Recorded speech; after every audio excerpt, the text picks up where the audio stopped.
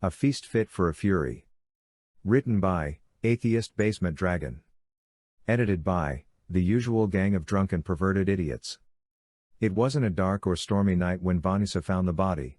Truth be told, the night sky was clear and the moon so bright that she thought she would have seen just fine even if she didn't have the powers of a Tisaphone Fury.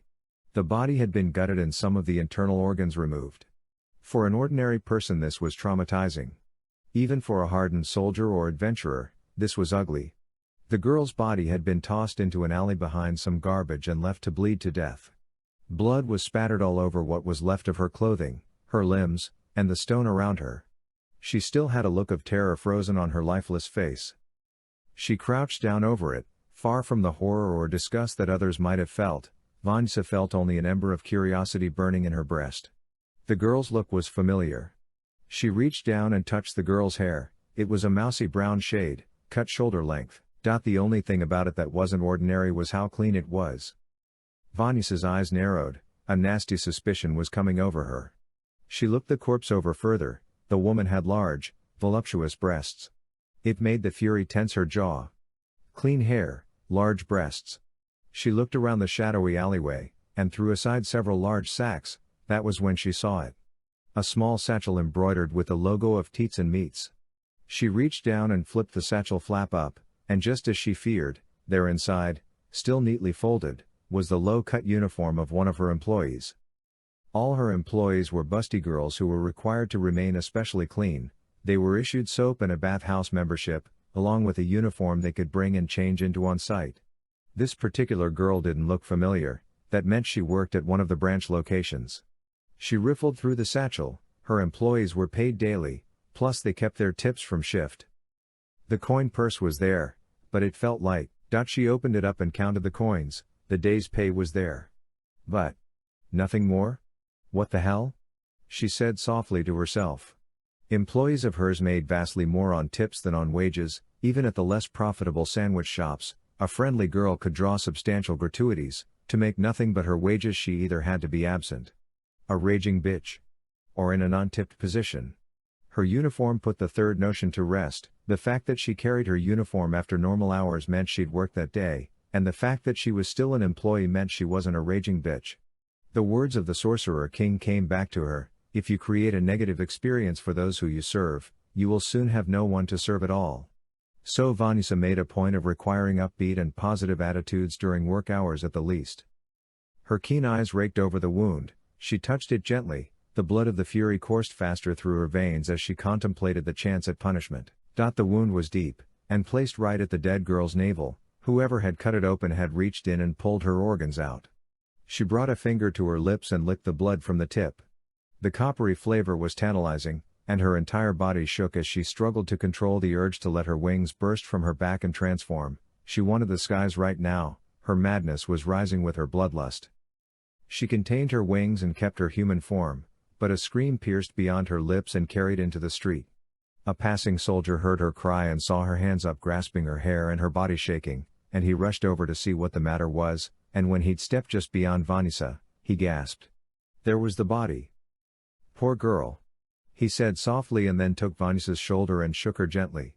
Miss, stop, it's all right, whoever did this is long gone, you don't need to be afraid. Her head snapped over to the armored man. Is he crazy? Frightened? Why be frightened? I haven't been able to exact vengeance on anyone in a long while. That's all.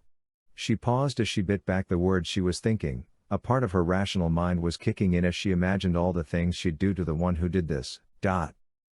Sora, you kinda panicked a bit, sir.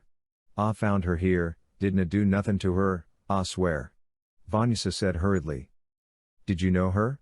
He asked. Vanysa shook her head. Shit. Shit. Shit. Shit. Shit. She thought, now the guards will be looking for the killer too. If I want to play, then I have to find the guilty first. No sir. Can he say I did? She said truthfully. What she did not say was, that she could pinpoint where the girl worked with relative ease. Walking distance from the nearest Teats and Meats sandwich shop, this would be easy. She covered her mouth as if to keep from vomiting, while behind her hand she hid a vicious smile. The guard, greatly misunderstanding her body language as her other arm hugged herself as if to stop the shaking, whispered gently, "If you didn't see anything, you can go on home, let the guards take care of this from here." "Ah. Ah. Of course, sir," she said and turned on her heel and ran into the night. She rushed back to her home, slammed the door behind her, rushed upstairs to her bedroom, cast off her clothing, and thrust herself beneath the sheets to seek her own satisfaction in anticipation of the fulfillment of her deepest sadistic desires. On such a creature, nobody would limit her, nobody would gainsay her, nobody would interrupt her, so many things she could do to the killer. It was so exciting. She buried her face into the pillow as she screamed so that none of her neighbors would hear her outburst. She normally slept very well, but this night, when she slept like the dead, her demonic eyes shining in the dark as her wings were allowed to burst free and wrap around her body like a blanket or a tight, warm coat. She licked her lips as she stared at the ceiling, her breathing was labored and her fangs bare as all the things she wanted to do to the guilty, accompanied her into her dreams. When she woke in the morning, she went immediately to the most likely place the girl worked. Vanysa knew the exact address of every one of her shops. She gave herself a mental thumbs up. All the hours grinding away through the books the Sorcerer King let her borrow had paid off quite a bit, but almost as much as that had been her time with that delightful demi. She couldn't keep the smirk from her face. "He's the most handsomest demon," she thought girlishly as she cupped her face in her hands and sighed longingly. As a conductor he was sublime, and he had such a sense of duty about him to his master, her master, it was matched only by his stamina. If only he could have been there to play with last night, that magic bed would have been put to the test. She put her hands down and shook her head. "No, Vanysa. Naughty demon girl. No distractions, not yet." She reminded herself mentally, "Oh yes, such a naughty demon girl." She thought again and shook her head hard enough to rattle her own brain. "No. Not now." She thought again just as she was getting to the sandwich shop. She wore her owner's uniform with the emblem shaped like the shadow of a very shapely woman holding a cleaver and a sandwich, embroidered over her heart. She didn't wear it much, she liked working behind the counter and being more hands-on and deal directly with her customers, but today was different. She walked in and found a confused-looking young woman standing behind the counter working as fast as she could on 3 different sandwiches, one for a fat-looking merchant, another for a very pregnant woman, and a third for a behemoth of an adventurer. Vanysa wanted to laugh. The fit, the fat, and the pregnant could eat a restaurant out of food, and that poor girl had to deal with all 3 of them alone. More than that though, she could sense it, guilt, so much guilt, it had a sweet, savory feel to it, like well-cooked meat. She wanted to lick her lips with anticipation. "Oh my, looks like you're busy here, need a hand?" Vanysa asked, keeping her smile warm as the bell over the door echoed behind her when the door opened and closed. The very busy woman looked over at her expecting yet another customer, but when she saw the uniform, she let out a sigh of relief. "Yes, please ma'am." Her voice was rushed as she gathered the ingredients for what must have been record-setting sandwich sizes. Vanysa grabbed an apron and went behind the counter. The customers looked a little agitated, but the 2 large-looking men seemed to settle down quite a bit when Vanysa bent forward and gave them a tantalizing view. Thinking they were now okay with a bit of a wait, she divided the tasks up and had the regular worker see just to the sandwich for the expectant mother while Vanysa daintily and slowly prepared the food for the merchant and the adventurer. She did everything gracefully, slowly slathering on their preferred sauces, moving her whole body with the motion of the knife, giving them winsome smiles when she asked what else they'd like on it. Never had food preparation been so enjoyable. In the end all 3 left happy and provided large tips to the jar. "Well, now that is out of the way," Vanysa said, all business again as she removed her apron. "Why are you here alone? All my shops have at least 2 on staff even during the slow periods." She looked at the employee with curiosity in her eyes, almost certain as to what the actual answer was.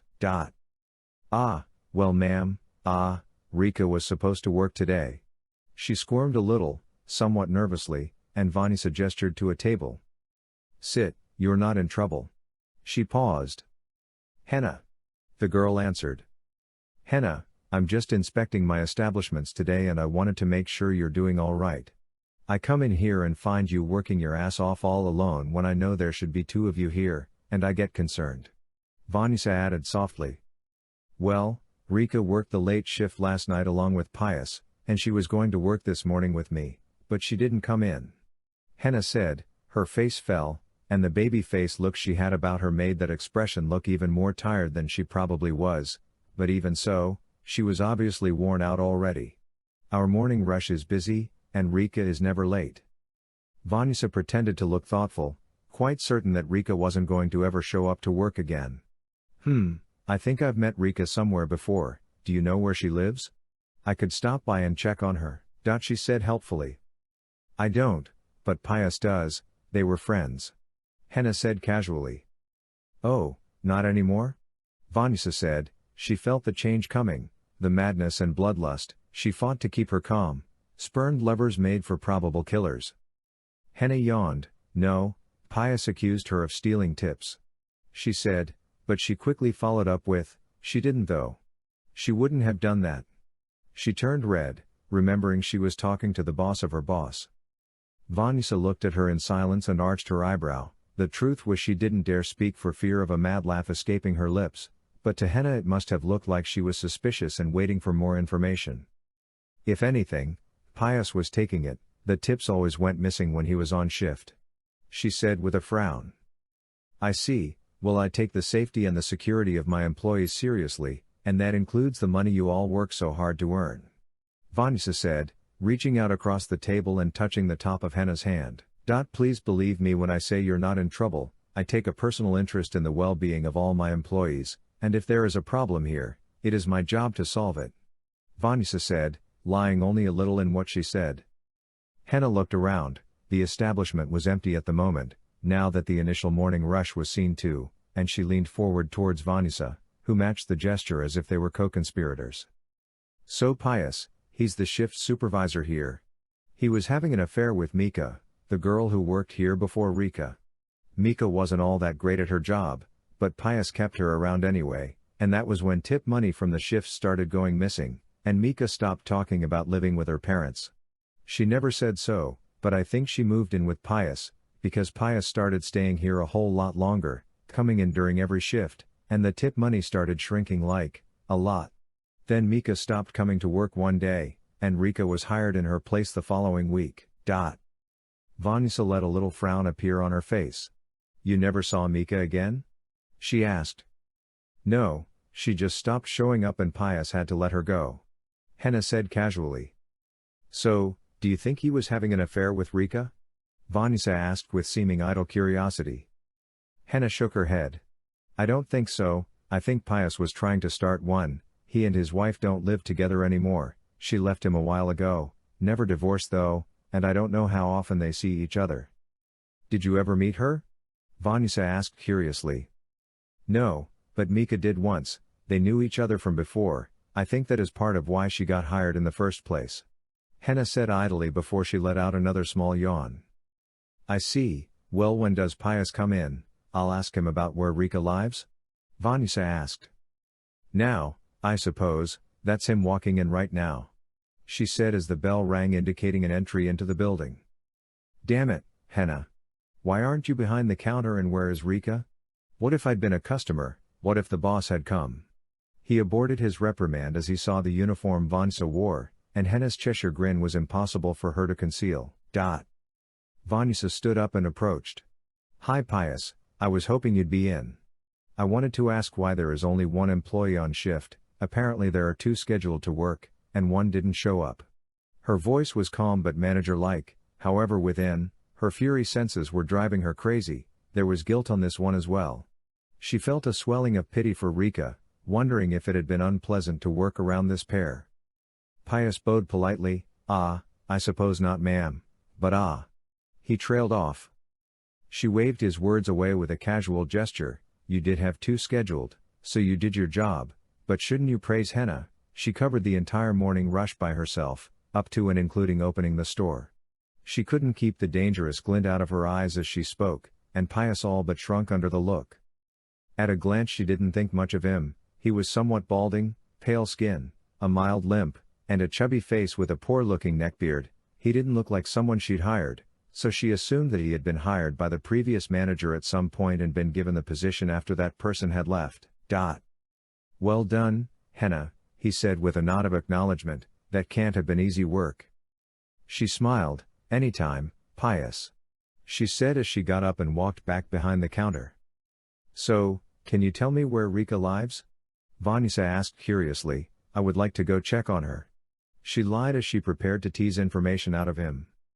He frowned and gave her the location. This had Vanya's gears turning in her head. The location he gave was close to this establishment, but in the opposite direction.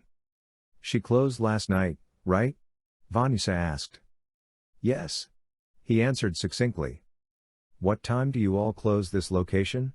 She asked. 3 candles after sunset. He said. Vanysa mentally frowned, the opposite direction, and it was much too late. Her body hadn't been cold to the touch, so she hadn't been dead very long. Her mind raced through the possibilities. She was there late, she was going to see someone, she was coming back from seeing someone.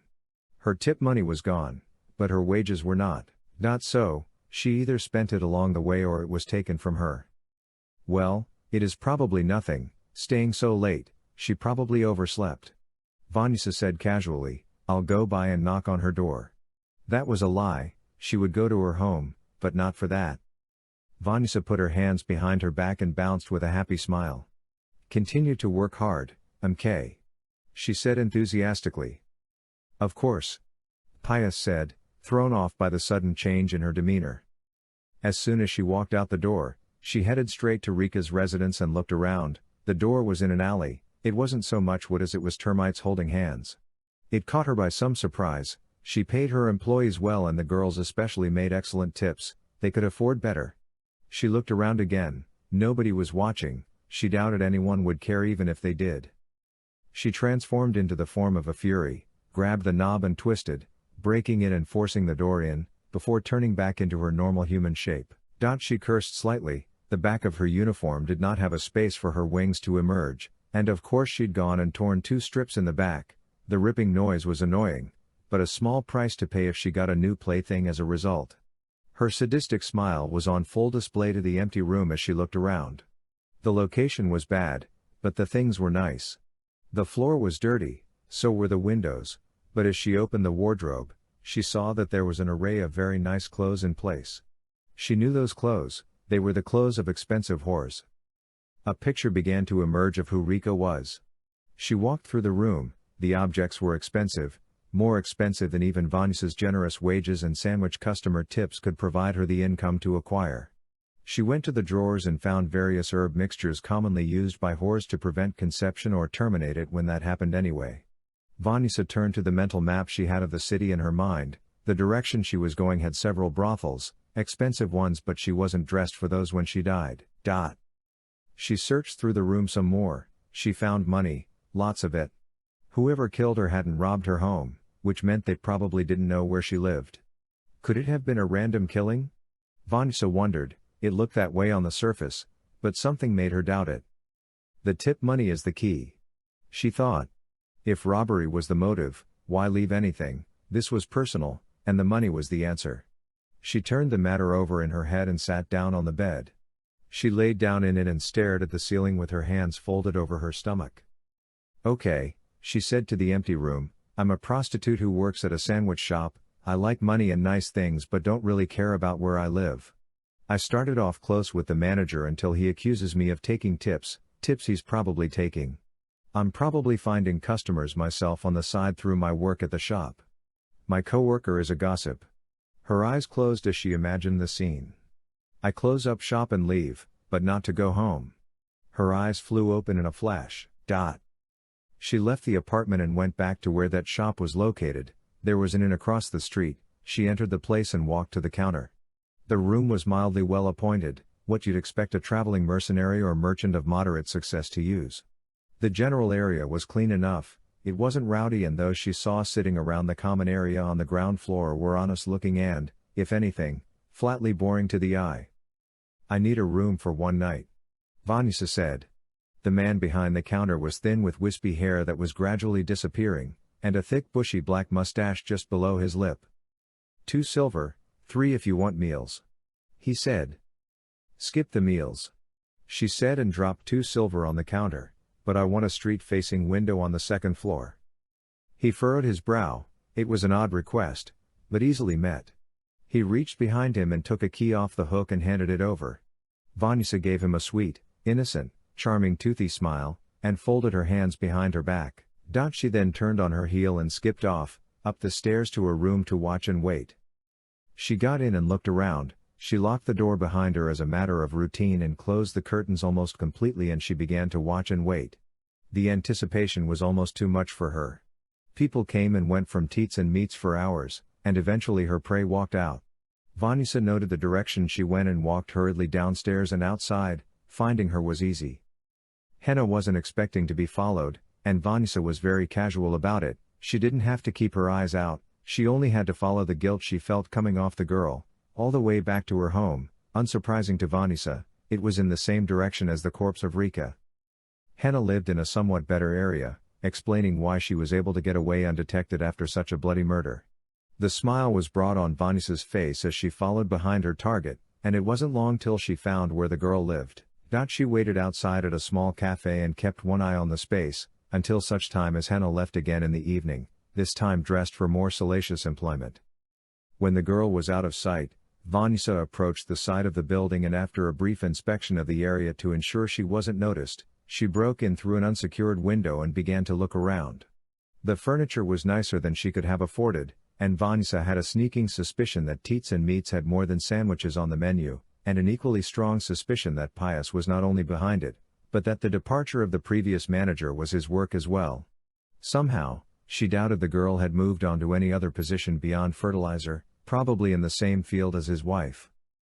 Vanysa went around the small but well-appointed residence. She tore through the wardrobe and the drawers. There were the same remedy herbs used by whores that she'd found in Rika's home, but notably, there was a shortage of money, save for one drawer which held two things: black dust, and 2 sacks of coins in an equal sum, both of which were embroidered with the Teats and Meats logo, one of which was faintly stained with a dark substance. She took it up and spat on the little pouch to moisten it, then rubbed her finger over the stain. Her finger came away red. It was undoubtedly blood. The picture became clearer to her. A part of her wondered how well the city guard was doing, or if they were doing anything at all. Not much happened when peasants died. She made herself comfortable and simply waited until her demonic hearing and her fury guilt senses told her that Henna was approaching. She planted herself against the place where the door would open. A moment later, the sound of the lock turning filled the silence. The knob turned, and Henna entered. She shut the door behind her and did not see Vanysa leaning against the wall. The Tisaphone Fury saw no reason to alert her just yet. She just watched with crossed arms as the girl walked over to the dresser with the black dust and pulled out a pouch of the stuff. The smell of alcohol and sex came off the girl as surely as the sense of guilt that only Vanysa could detect, and she chose this moment to clear her throat. Henna dropped the container and whirled around in alarm. The container hit the floor and spilled the drug out as it rolled on the floor. Shit! Henna exclaimed and dropped to her hands and knees to try to scoop up what she could and get it back into the small clay container. From her hands and knees, she said in alarm, Boss, Miss Vanysa, it isn't what it looks like, I swear. Vanyasa's expression was one of disbelief. I may be crazy, but I'm not an idiot. I also don't care about your side job as a whore, and it isn't my business to tell you how to spend your money. You want to spend it on drugs, it's your body. Yeah, so? What are you doing in my home? How did you know where I live? How did you get inside in the first place? She said, her voice somewhat slurred, but still aware in a sort of slower way that drunks sometimes were. To answer your first question, I came to pick you up. Vanysa replied. Pick me up? She asked as she managed to get the last of the dust into the little jar and put the cap back on it. Yes. Vanysa answered succinctly. For what and to go where? She asked, fear starting to creep into her eyes, making them widen with uncertainty. Well, to answer your second question next, I followed you, and to answer your third question, windows are barriers only to the unmotivated. She answered as she began to slowly walk closer to where Henna stood. She could sense the fear begin to grow in her employee. To answer your fourth question, well, it's to take you for punishment, because you killed Rika. Vanysa said bluntly. Henna was looking around frantically, but she paused to shake her head in denial. No, I didn't. She said desperately. Yes, you did. You have 2 tip pouches, yours, and hers has blood on it. I found Rika's body last night, the night she died, and it wasn't far from your place, but it was from hers. You're both expensive whores, but she kept her money, while you spent it. Did you want more black dust? Did you try to borrow money? She asked. Henna's hand darted under the pillow on her bed and pulled out a knife. She held it up at chest level with the point towards Vanysa.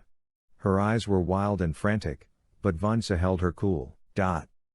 So, you're going to kill me? Vanysa asked curiously. Yeah, can't have you turning me into the guards.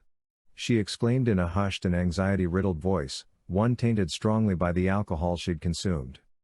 So, tell me the truth first, I'm just as dead after all, send me to my grave with the facts. She said softly. Okay, fine. I didn't want to kill her. See, she and I worked together in more ways than one.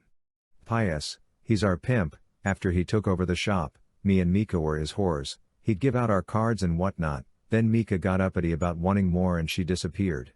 She said in a soft, frantic voice. How'd he take over the shop? Vanysa asked. The previous manager hired him as an assistant, then after a few months, she left the job and left a letter behind putting him in charge. She said simply, as if it should be obvious. I'm guessing he mentioned the letter after she moved on? Vanysa asked. Yeah. She said with a sudden suspicion. Not a bright girl. Vanysa thought. So, the murder? Vanysa prompted, making a mental note to change her succession process for managers. After Mika stopped showing up, he hired Rika, and he got Rika whoring with promises of money. But he couldn't get her to try black dust. She was the smart one. Henna said softly as her body began to shake. She did, however, keep the knife up and began to circle towards Vanysa. She made noise about stopping. Pius didn't want that to happen, so he told me to do it.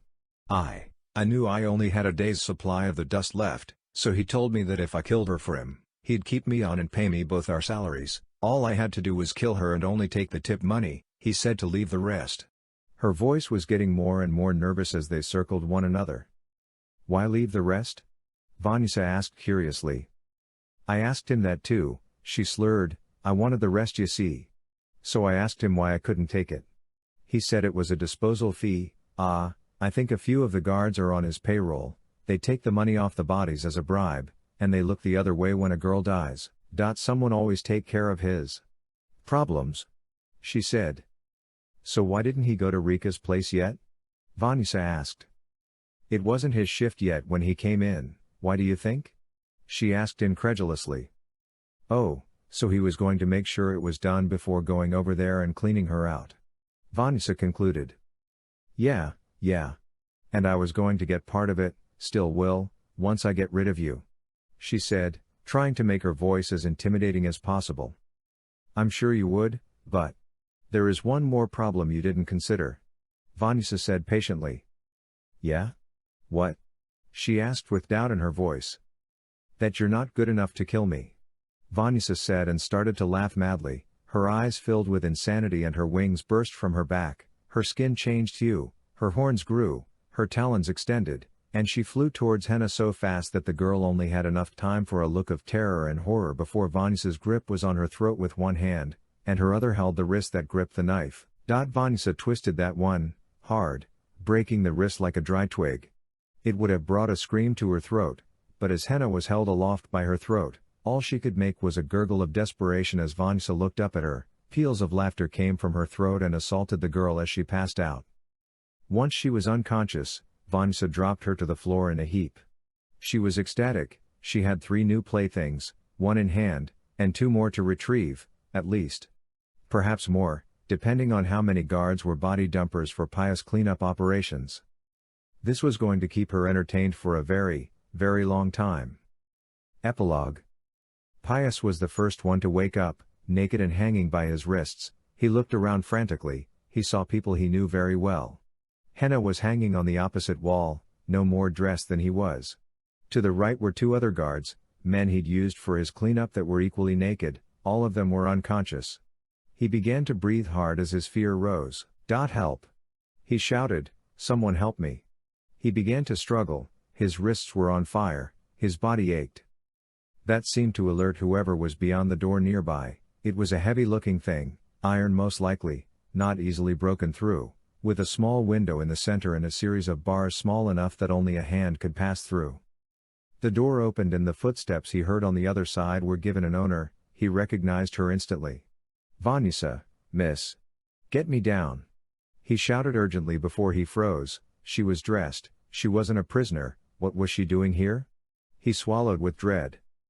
"Hiya," she said with a happy smile and a wave as she kicked the door closed behind her with a shocking amount of force. The echo of the slamming door stirred the others to wakefulness. She skipped to the center of the room and as the others stirred, she waited patiently in silence as pious fear continued to grow.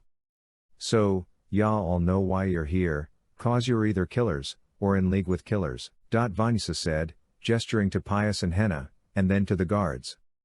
"What you didn't know was that I ain't just an ordinary sandwich-loving shop owner, I am so much more."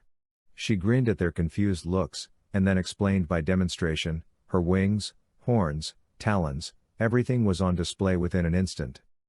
"I am the servant of the Sorcerer King, I am an agent of vengeance, I am his creation, a Tisaphone Fury, I both draw pleasure from and grow stronger by punishment of the guilty, and your guilt." She inhaled as if to savor a succulent or sweet scent, "will be a wonderful joy to feast on. I wonder how strong it will make me," she said curiously, and she walked slowly towards Henna, tracing a talon over the heaving bosom of the terrified murderess. She drew close, and her sharp demonic tongue drifted over a little of the woman's sweat. "How salty," she said as their breasts came together. "I was going to wait for Demi, but I think he'll forgive me if I have a little snack first." The screaming began shortly after, and the symphony of those screams greeted a very happy Demiurge as he walked through the door. Vanysa smiled at him, naked but for the blood of her subjects which the demonic Arinies had allowed to come to rest on her golden skin. It was with blood-stained lips that she smiled as he approached. She knew his kiss was coming, and it was going to make this great day into a fantastic one for her. When the screams redoubled as vengeance for the dead was claimed, she simply couldn't have found a better way to spend a day. After all, even demon girls just want to have fun. Just wanted to try my hand at a little mystery writing, so I created a one-shot with a favorite character of mine, had fun with it, hope you enjoyed it too. I like to experiment with my writing, some stuff works, some doesn't, and some can be refined and improved, while other things just don't fit me. Anyway, whatever you thought, I'd love to hear it. Smile.